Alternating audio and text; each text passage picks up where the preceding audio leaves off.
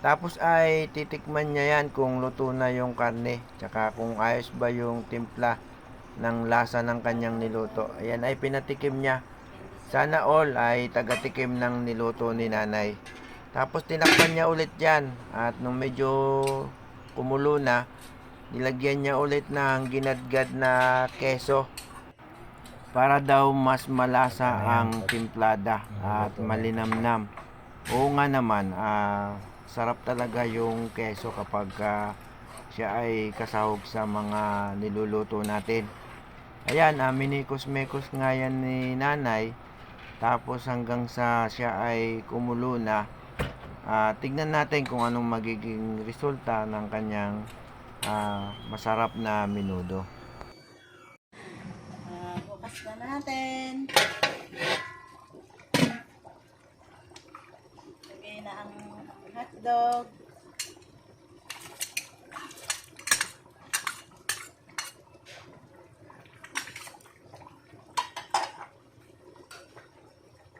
Lagay ang piniritong patatas. Sinangkot siya.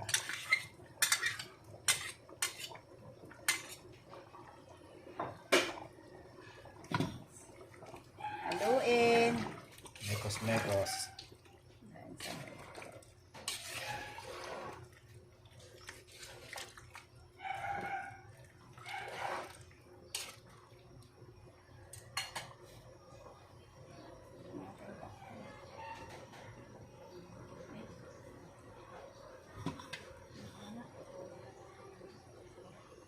Hindi niya natatakloban. Mamatay pa lang yung kuryente, ang bayan, ang kuryente limay. Yung tubig. Naahuli na, luto na. Mekos muna. Pwede nang ahunin. Kailangan siya mainin para tumagal. Nasaan na yung ano? Yung, Patata. hindi ko na. Di ba magkasabay yung, inano mo na yung kasabay ng hotdog.